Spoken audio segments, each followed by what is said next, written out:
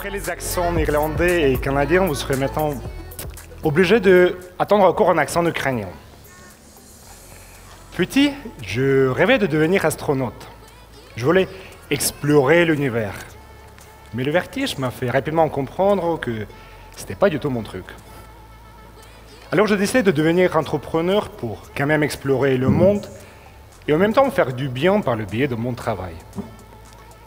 Je suis toujours persuadé que faire du bien devrait être une raison d'être des entrepreneurs aussi bien que des entreprises. J'étais tellement sûr qu'entreprendre était le seul meilleur choix professionnel que j'étais sincèrement surpris de voir mes amis devenir médecins, ingénieurs ou encore avocats.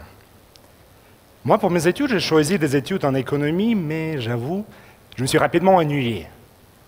C'est pourquoi j'ai lancé ma première start-up quand j'avais juste 17 ans, à la première année de l'université. C'était une magazine que l'on distribuait d'abord dans ma ville natale d'Odessa, qui est d'ailleurs une très belle ville que je vous conseille à visiter, et après dans 5 autres villes d'Ukraine. Un an plus tard, j'ai déjà lancé une autre start-up. Et comme vous vous en doutez, à l'université, je n'avais pas beaucoup de temps pour des études. Du coup, j'ai décidé de faire des bonnes études pour mon master, et bien évidemment, je voulais faire une école de commerce.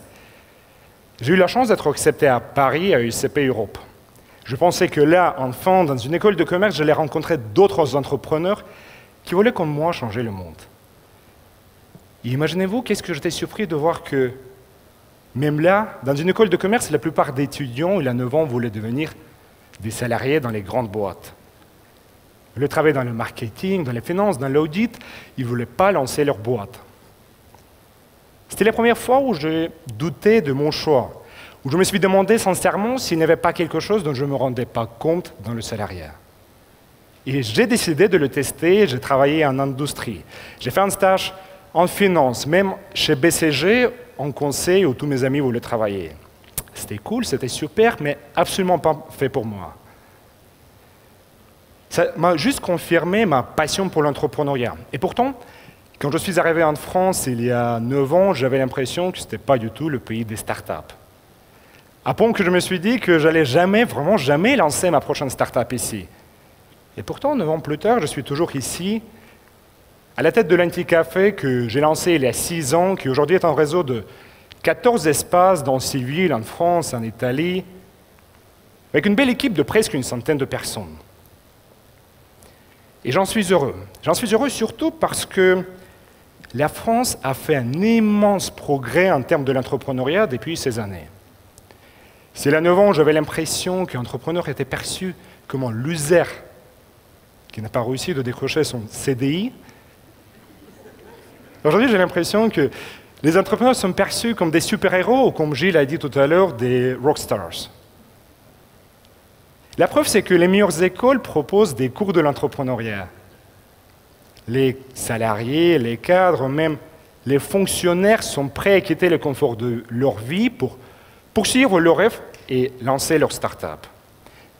Paris est carrément devenu une des meilleures villes d'Europe pour des entrepreneurs et je conseille mes amis aujourd'hui à venir ici. Et si vous êtes tous ici dans cette salle aujourd'hui, c'est parce que je pense vous aussi partager cette passion pour l'entrepreneuriat. Aujourd'hui, on parle beaucoup des avantages de l'entrepreneuriat, mais je pense qu'on ne parle pas suffisamment de ses défis. Et c'est pourquoi j'ai décidé de partager avec vous 3 grands défis que j'ai dû dépasser moi-même et auxquels je suis sûr que tous les entrepreneurs font face un jour. J'appelle le premier défi des montagnes russes. D'ailleurs, en russe, on les appelle des montagnes américaines. La vie de l'entrepreneur, c'est bien que la vie en général est pleine de hauts et de bas ou de pics et de creux. Le premier pic de l'entrepreneur vient quand on aura terminé notre business plan. Mais malheureusement, il est rapidement suivi par le premier creux quand on comprend que notre tout beau business plan et tout beau tableau Excel est erroné. Le deuxième pic vient grâce aux premières commandes de nos clients, suivi par le deuxième creux quand on aura vu que les coûts sont bien plus importants de ce qu'on pensait. Suivi par le troisième pic grâce à la soutien de nos premiers investisseurs rapidement, vous ne serez pas surpris, de nouveau dans un creux, qu'on aura vu que le développement prend beaucoup plus de temps et l'argent part plus vite qu'on pensait. Bref, il y a 3 éléments à retenir à ce sujet. Le premier, c'est que les imprévus sont déjà prévus. Il est absolument impossible d'éviter des problèmes. Le deuxième, c'est que, et c'est d'ailleurs mon préféré, c'est que chaque pic suivant est un peu plus haut que le pic précédent. Mais pour y arriver, on est obligé de dépasser ce creux. Et le troisième élément, c'est que pour atteindre ce sommet de l'entrepreneuriat, on est obligé de dépasser cette multitude de hauts et de bas, et plus nous sommes ambitieux, plus ils sont nombreux et hauts. Le deuxième défi s'agit de la responsabilité. Pendant de nombreuses années, on a quelqu'un de nos côtés qui porte une partie ou parfois même la totalité de responsabilité à notre place. Dans l'enfance, les parents, normalement, nous accompagnent et parfois même prennent des décisions à notre place. Pendant nos études, les professeurs disent connaître la recette de succès. À l'entreprise, le chef et les actionnaires portent l'ultime responsabilité dans le cas de problème. Mais l'entrepreneur, il a toutes les responsabilités. On dit que l'entreprise est une société à la responsabilité limitée, et c'est vrai du point de vue juridique, c'est vrai du point de vue financier, mais du point de vue moral, notre responsabilité est presque illimitée. En fin de compte, c'est à nous que les investisseurs font confiance. C'est grâce à notre promesse que les premiers clients viennent. Et surtout, c'est vers nous que les équipes vont se tourner pour de l'aide dans le cas de problème. Et comme nous avons vu tout à l'heure, les problèmes sont inévitables. Et oui, certains seront bien résolus par vos équipes, mais on est sûr que les autres demanderont notre attention un jour. Vous avez peut-être entendu qu'il y a 6 mois, Tesla, qui est un leader mondial des voitures électroniques, n'arrivait pas à atteindre sa vitesse promise de production de 5000 voitures par semaine. Alors Elon Musk, le fondateur de Tesla et leur CEO, a décidé de littéralement dormir pendant plusieurs semaines dans l'usine jusqu'à tous les défis seront relevés. Alors vous voyez, même si on est parmi les meilleurs entrepreneurs du monde, même si on est milliardaire, on n'est jamais à l'abri de devoir retrousser nos manches et faire tout le nécessaire afin que notre entreprise survive. Le troisième défi, je l'appelle un CDI. J'ai l'impression qu'en France, les parents rêvent que leurs enfants sécurisent leur vie avec un bon CDI. C'est pourquoi d'ailleurs, il y a 10 ans, j'ai l'impression que l'entrepreneur n'était pas à la mode. Donc, je veux dire aujourd'hui qu'être un entrepreneur veut dire avoir un ultime contrat à durée indéterminée. L'entrepreneur n'a pas de période d'essai. L'entrepreneur ne peut pas être licencié, mais non plus, il ne peut pas déposer sa lettre de démission. L'entrepreneur n'a personne à qui il pourrait dire qu'il en a marre et claquer la porte. Les statistiques disent qu'en moyenne, les salariés changent de travail tous les 4 ans. Nous sommes privés de cette liberté.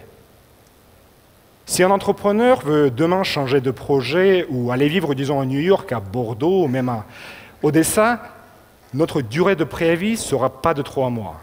Mais notre préavis sera de la durée nécessaire afin d'assurer que tous nos engagements seront respectés. Et peut-être ça prendra quelques mois, mais ça peut aussi prendre des années. Quand on prend le train de l'entrepreneuriat, on est obligé d'atteindre la prochaine gare. Et on ne peut absolument pas sauter en marche.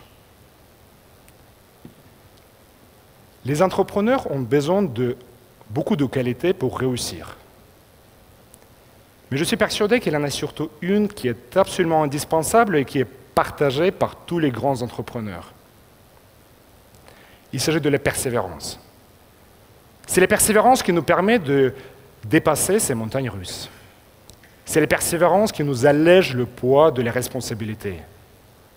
Et c'est même la persévérance qui nous permet parfois de trouver des solutions. J'ai un petit exemple pour vous. S'il vous plaît, levez vos mains, celles et ceux qui ont vu quelque part ce produit. Même il y en a plus de ce que je pensais, merci. Il y a plus que moitié. Pour celles et ceux qui ne le connaissent pas, il s'agit d'un sorte de lubrifiant pour des mécanismes métalliques type vélo, voiture, des portes, qui a été inventé l'année 1953 aux États-Unis et qui on peut trouver aujourd'hui dans une maison sur deux, aux États-Unis, en France, en Ukraine, en Chine, vraiment partout dans le monde.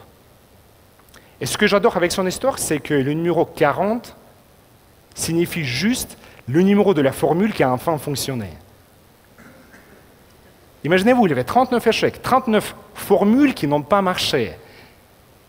Quel dommage si son inventeur n'était pas si persévérant, s'il était arrêté à la formule numéro 38. Si vous aussi, vous savez persévérer dans vos croyances, si vous savez avancer malgré toutes les difficultés, si les responsabilités ne vous font pas peur, je vous invite sincèrement à poursuivre vos rêves et à lancer vos startups. Le monde a besoin d'entrepreneurs, le monde a besoin de vous.